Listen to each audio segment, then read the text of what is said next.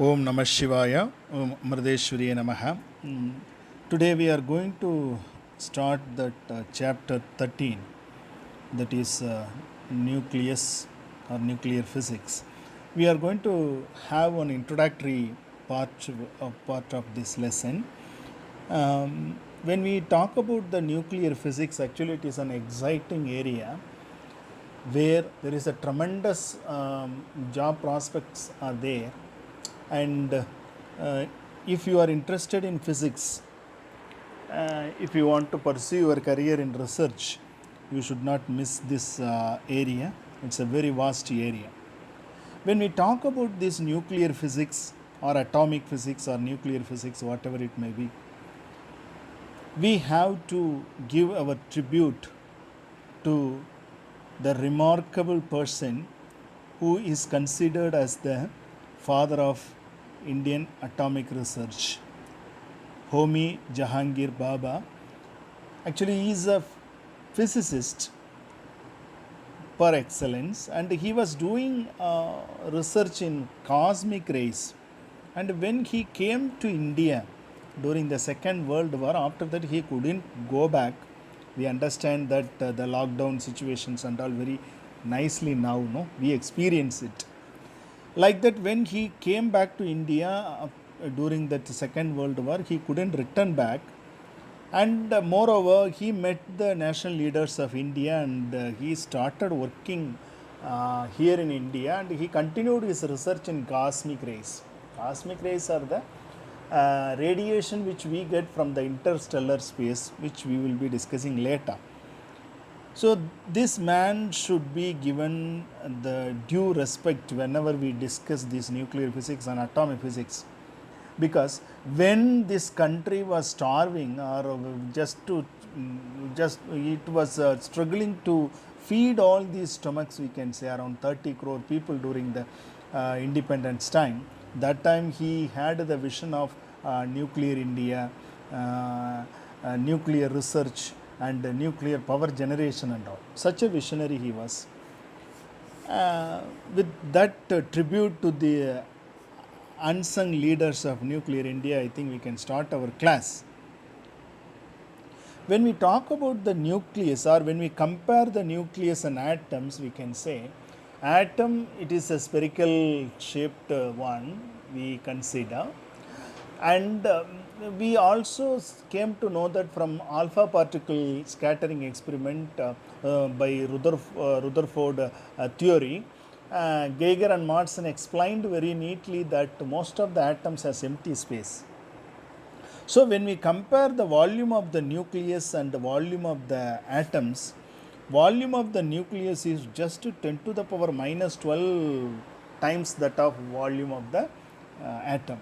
Then you can imagine how small the nucleus is, a nuclear volume is. But at the same time, we have to understand one more thing: 99.9% of the mass is lying with the nucleus. So almost the entire mass is lying at the center. That central part will have the tremendous density, which we are going to discuss later, that nuclear density.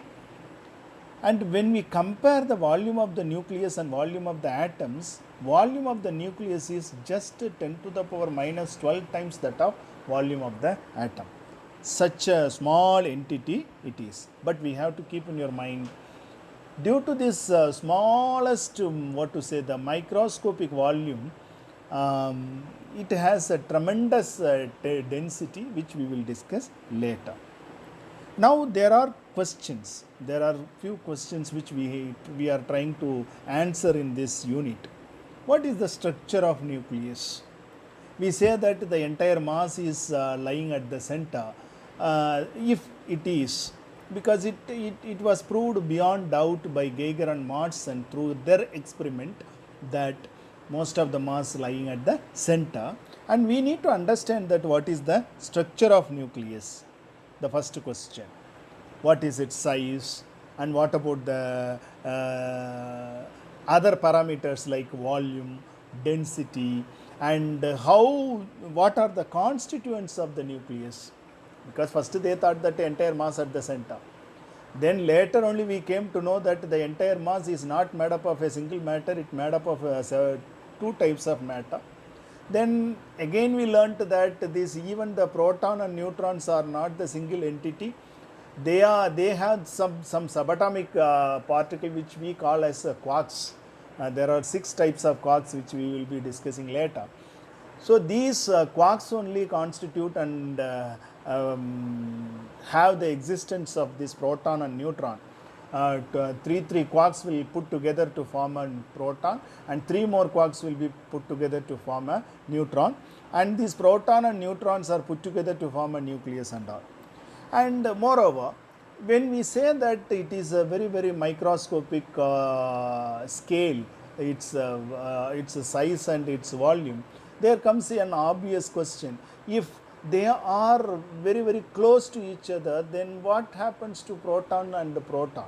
Because in heavier elements there are more than one proton. If it is a hydrogen, okay, only one proton. When a proton is being revolved around by an electron, that's all. It is just hydrogen. But when we talk about the elements which are heavier elements, and we see so many protons are there inside the nucleus. When we see protons, we have to ask a question: how do they stay together? It is not possible, because there is an electrostatic force of repulsion that we need to answer very elaborately. And if they repel each other, then what would be the stability of the nucleus? Because you and me are sitting and discussing about nucleus and atom, which means atoms and nucleus, they are very stable. That question also we have to answer. These are the questions which we try to answer. By the way of answering these questions, we are going to come across with new concepts of nuclear physics, which are very exciting and interesting concepts. We are going to discuss one by one. Okay. So, Om Namah Shivaya. This is the introductory part of nuclear physics.